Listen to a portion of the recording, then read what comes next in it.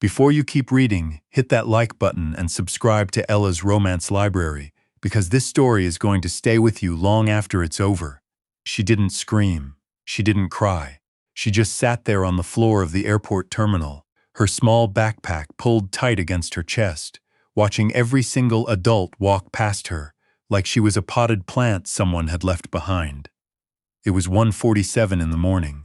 Gate C-14 at Toronto Pearson International Airport was supposed to be empty at that hour. The last flight out had boarded 2 hours ago. The cleaning crews had already come and gone. The only people who had any business being in that corridor were the overnight security staff. And even they had their rounds, their coffee, their routines. None of them had stopped. But he had. Callum Reeve, scratch that, wrong name. Declan, no. The man who stopped that night went by the name Soren Voss, and if you had looked him up, if his name had ever appeared in a public record, which it hadn't, you would have found nothing. Which told you everything. Soren Voss was 41 years old, broad-shouldered, and wore a charcoal overcoat that probably cost more than most people's monthly rent. He had the kind of face that made airport security straighten up without knowing why. Not handsome in a way that invited conversation. More like a mountain is handsome. Impressive, cold, best admired from a distance. He had a meeting in 40 minutes in a private lounge on the upper level.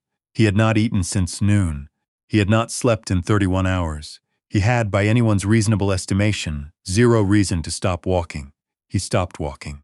Her name was Abby Renner, 8 years old, brown hair in 2 uneven braids, the kind a kid does herself when there's no one around to help. She had a small scratch on her chin, dried and forgotten. Her shoes were Velcro, one strap half undone. She was wearing a jacket 2 sizes too big, and she was absolutely, completely still. Not the stillness of a sleeping child. The stillness of a child who has already learned that moving draws attention, and attention from strangers is not always safe. Soren noticed that. He noticed it the way he noticed everything, quickly, categorically, without feeling anything about it immediately. His brain filed it. Child, alone, late, airport, still. And then, half a second behind the data, something else arrived. Something older and less organized than analysis. He crouched down. Not all the way. He kept his weight back, his posture non-threatening, the way you'd approach something that had every reason to bolt.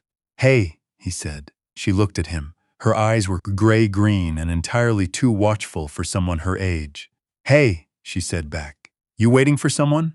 A pause. She thought about the answer before she gave it. Also not something most 8-year-olds did. "My dad was supposed to come back," she said. "He went to get food. That was a while ago. A while ago." Soren looked up at the departure board above her.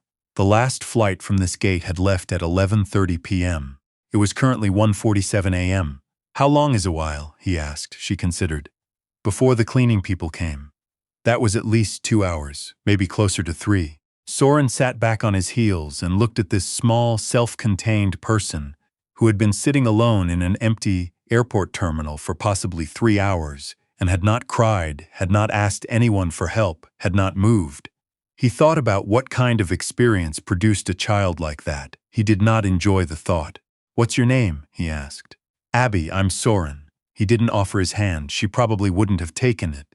"Abby, do you have a phone?" "Dad has it. He was holding it for me on the plane because I dropped mine in the pool last month, and this is his old one, and he said I had to be careful." She said this in one long exhale, like she'd been keeping the explanation ready. "Okay." Soren straightened up slowly. He scanned the corridor in both directions. A single security camera blinked red at the far end. 2 luggage carts parked crookedly near the gate doors. No sign of a father, no sign of anyone. "Abby, I'm going to make a call. I'm not going to leave you. Is that okay?" She looked at him for a long moment. "You don't have to stay," she said. "I'm fine." She said it the way someone says I'm fine when they have been saying it long enough that it no longer means anything at all. "I know you're fine," Soren said. "I'm staying anyway." He called Marguerite. Marguerite Osi was the woman who handled everything for Soren Voss that could not be handled through violence or money alone, which was a shorter list than people assumed, but it existed. She had been with him for 11 years. She answered on the second ring despite the hour and did not comment on the time. "I need you to push the Delacroix meeting 45 minutes, Soren said. A pause. They won't like that. They'll wait. Can I ask why? Soren looked at Abby, who had gone back to watching the corridor with those careful gray-green eyes. I found a kid. Another pause, longer this time. She's been here for hours. Her father's gone. Gun is in, I don't know yet. He kept his voice level, pushed the meeting. And pull up the security footage for Gate C14, Departures Terminal, from 11 p.m. onward. I want to know who this girl came through with and where they went. Soren. Marguerite's voice dropped half a register. That's airport security footage. I know what it is. A beat, then. 40 minutes. He ended the call and looked back at Abby. She was watching him now. Who were you talking to? She asked. Someone who works for me. What do you do? Soren considered how to answer. That. He settled on. I solve problems. Abby nodded slowly, like that was a reasonable explanation. Are you going to solve this one? He looked at her. 8 years old, Velcro shoes, jacket too big, completely alone. He had a meeting that could not be rescheduled for any normal reason. He had 3 deals pending that required his physical presence, and nothing else would do. He had a reputation that was built in part on the fact that Soren Voss did not deviate from plans. Not for sentiment, not for inconvenience, not for anything. Yes, he said. I am. He did not call the police, not immediately. Not because he had reasons to avoid them, though he did, several, which was simply a fact of his life, but because something in the way Abby sat there, watchful and still, made him slow down before making any move he couldn't take back. He'd learned a long time ago that the first call you make sets the shape of everything that follows. And he wanted to understand the shape of this before he said it. So instead, he sat down on the bench beside her, not too close, and he asked her things. She answered carefully, in the way of a child who has learned that adults don't always do what they say they'll do, but who was also, underneath all that wariness, a child, and children eventually talk. Her name was Abby Renner. She was 8. She lived in Vancouver with her dad, whose name was Dale Renner, and she was not supposed to talk about her mom because it made her dad sad. She went to Maple Ridge Elementary. Her favorite subject was science because her teacher, Mr. Bukowski, let them look at stuff under the microscope, and once they looked at a piece of her own hair, and it was actually disgusting but also amazing. She had been on the plane from Vancouver. They were going to visit her dad's friend in Ottawa, someone named Gerald. She didn't know his last name, who her dad said was very important and that this trip was very important and she had to be good. Were you good? Soren asked. I was great, Abby said with a gravity that made something move in his chest. Marguerite called back in 22 minutes. I have the footage, she said. The girl came through with an adult male, mid-40s, brown jacket, baseball cap. They arrived at C14 at 11:15 p.m. Flight was delayed. The man left the gate area at approximately 12:03 a.m., went toward the main terminal. He did not come back. He just left her. He walked out. A pause. Soren. He knew the flight was delayed 2 hours. He walked out knowing she'd be there alone. Soren didn't say anything for a moment. He was looking at Abby, who had untucked one leg from under herself and was now examining her half-undone Velcro strap like it required serious consideration. Anything else? He said.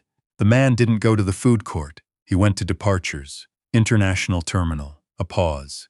He caught a flight. Soren. He booked a separate ticket. He was never going to Ottawa. The terminal was very quiet. Somewhere down the corridor, an automated cleaning machine hummed along the floor, methodical and unhurried. She doesn't know, Soren said. She's been sitting there waiting for him to come back with a sandwich. He ended the call. He sat very still for a moment. In 11 years of operating in spaces where people regularly made catastrophic choices with other people's lives, Soren Voss had not often felt what he was feeling right now. He recognized it distantly, the way you recognize a smell from childhood, something very old and not entirely welcome. He turned to Abby. Abby, he said, I need to ask you something and I need you to be straight with me. She looked up from the Velcro strap. Okay, did your dad say anything to you before he left? Anything besides getting food? She was quiet for a second, just a second. But in that second, something shifted in her expression. Something that told Soren she had been waiting for this question, or something like it, since 12:03 a.m. He said he'd be right back, she said, and? Another pause, smaller. And he said I was old enough to be fine by myself. For a little bit, she looked back at the Velcro strap. He said that a lot, that I was old enough. Soren said nothing. He also... She stopped. Started again. He hugged me before he went, which he doesn't always do. She said this last part in a tone so carefully, deliberately neutral, that it was the saddest thing Soren had heard in a very long time. He knew, Soren thought. Dale Renner knew he wasn't coming back, and he hugged his daughter goodbye and told her she was old enough to be fine by herself, and then he got on a plane to somewhere that wasn't Ottawa. Soren had made a career of not letting things get to him. He was good at it. He was, by any objective standard, exceptional at it. He was not, at this particular moment, doing very well at it. "Okay," he said, his voice the same as it always was. "Here's what we're going to do." He did not take Abby to the police desk immediately. He took her to the airport lounge first. His name opened the door without question. Sat her at a table, ordered her whatever she wanted from the overnight menu, and watched her eat a grilled cheese sandwich and a bowl of tomato soup with the focused attention of someone who had not been sure when she'd eat next. She didn't ask him why he was being nice. She was the kind of child who accepted kindness, functionally, without sentiment, which was a thing that should not exist in an 8-year-old, and yet here she was. While she ate, Soren made calls. The Delacroix meeting happened, briefly, in a corner of the lounge. 2 men in expensive suits who looked at Soren, then at the small girl eating soup 10 feet away, and had the wisdom not to comment. The deal was done in 11 minutes. Records for a meeting of that kind. But Soren's patience for performance was running low tonight. After they left, Marguerite appeared. She had driven to the airport, because that was the kind of thing Marguerite did, and sat across from Abby and introduced herself, and somehow, within 5 minutes, was being shown something on Abby's jacket that Abby was very proud of. A small enamel pin of a periodic table that Mr. Bukowski had given her for winning the science fair. "Hydrogen," Abby said, pointing. "That's the first one. It's the most common element in the universe." "I did not know that," Marguerite said. "Most people don't," Abby said with great seriousness. Soren watched this and felt something he didn't have a name for settle somewhere in his sternum. They went to the police desk at 3:15 a.m. Soren did the talking. He explained, briefly and without unnecessary detail, that he had found the child alone, that he had reason to believe her guardian had left the airport intentionally, and that he had footage which Marguerite had quietly transferred to his phone, via means that technically required a warrant but practically required nothing of the sort, showing Dale Renner boarding a flight to Lisbon, Portugal at 1:05 a.m. The officer at the desk, a tired-looking woman named Constable Faye Decker, looked at the footage, looked at Abby, looked at Soren. "And who are you?" she asked. "Someone who was in the right place," Soren said. Faye Decker had been doing this job for 14 years. She could read a situation. She could also read a man. She looked at Soren Voss for a long, steady moment and made a series of calculations that she would not have been able to fully articulate, and then she looked back at Abby. "Abby," she said, "do you have any other family? Grandparents? Aunts or uncles?" Abby thought about it. "My grandma Renner," she said. "She lives in Kelowna. She makes really good pie." "What kind of pie?" "Saskatoon berry. It's regional," Abby added seriously. Faye Decker pressed her lips together. Soren had a feeling she was trying not to smile. "Okay, we're going to call your grandma, all right? She's going to come get you." Abby looked at her steadily.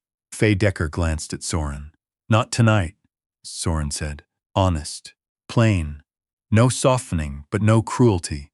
Abby looked at him. She looked at him for a long time in that measuring way of hers. Then she looked down at the periodic table pin on her jacket. "Okay," she said, "just that. Okay."